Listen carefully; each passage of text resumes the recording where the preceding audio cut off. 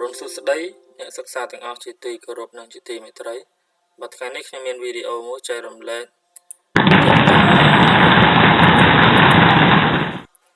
មេរៀនជំនួយកិរិយាសព្ទជាភាសាអង់គ្លេសយើងហៅថា auxiliary verbs helping ឬក៏យើងហៅថា helping verb. Okay, in English auxiliary verb mean that helping verb are usually grouped into three main kinds. ចាំន័យថានៅក្នុងភាសាអង់គ្លេស auxiliary verb ឬក៏យើងហៅថាជំនួយកិរិយាសព្ទហ្នឹងគឺជាធម្មតាគេបែងចែកជាក្រុមជា3ប្រភេទធំ 1. Primary auxiliary verb.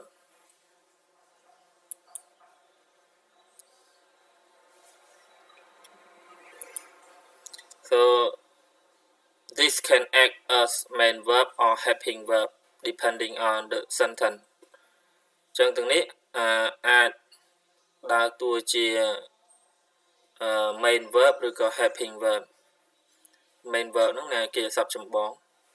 depending on the sentence. ចឹងបើយោងទៅតាមប្រយោគឬក៏ល្បះ they are ឧទាហរណ៍ថា they យើងប្រើជាមួយបាទឧទាហរណ៍ថាពួកគេគឺជាបាទចឹង primary auxiliary verb មានដូចជា be ចឹង be យើងមាន am is are was were being been ចឹង have auxiliary verb មានដូចជា have has had do បាទមានដូចជា do does did ចឹងទាំងនេះវាជាជំនួយកិរិយាសព្ទដើម្បីបង្កើតជាប្រយោគ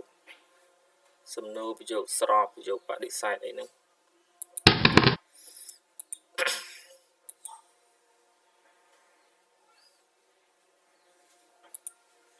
Okay, modal auxiliary verb.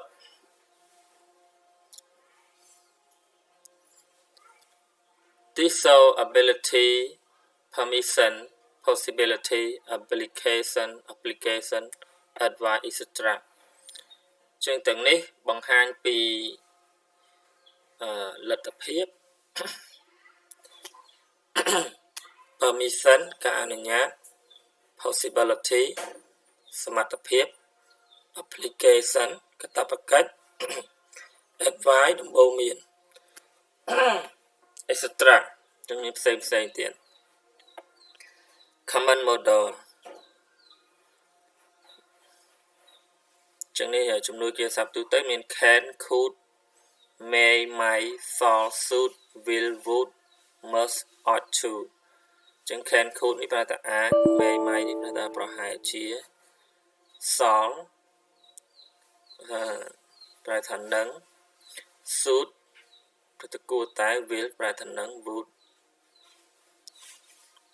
must នេះត្រូវតែ ought to ប្រហែល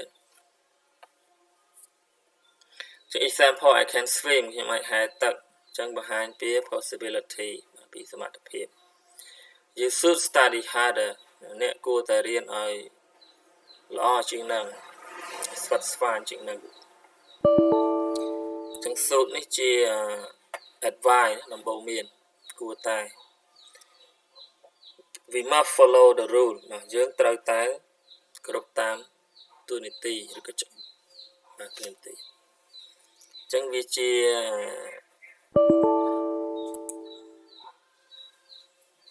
application ជាកាតព្វកិច្ច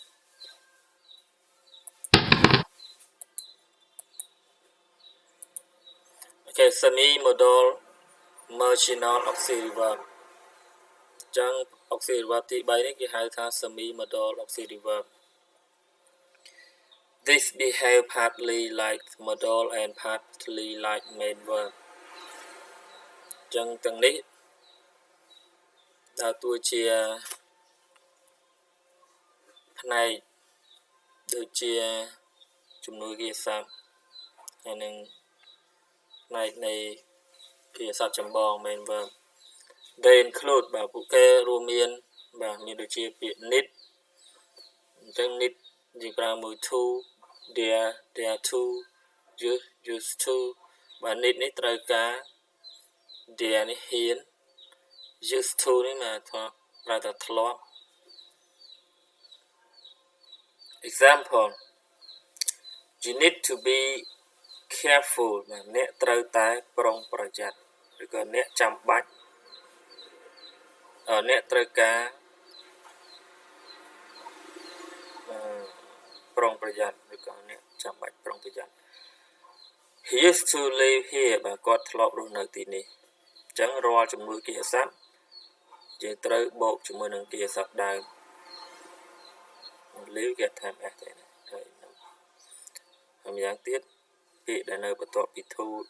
ហ្នឹងគារស័ព្ទក៏អត់ត្រូវថាដែរ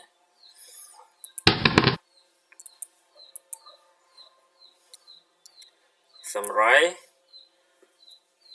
kind name example ចឹងនេះជាប្រភេទ auxiliary verb ទាំង3មាន primary auxiliary មានដូចជា be have do modal auxiliary verb មាន can might must should etc number 3 semi modal auxiliary verb មានដូចជា need dare used to okay thanks for pay attention wish you a cheery go goodbye see you next time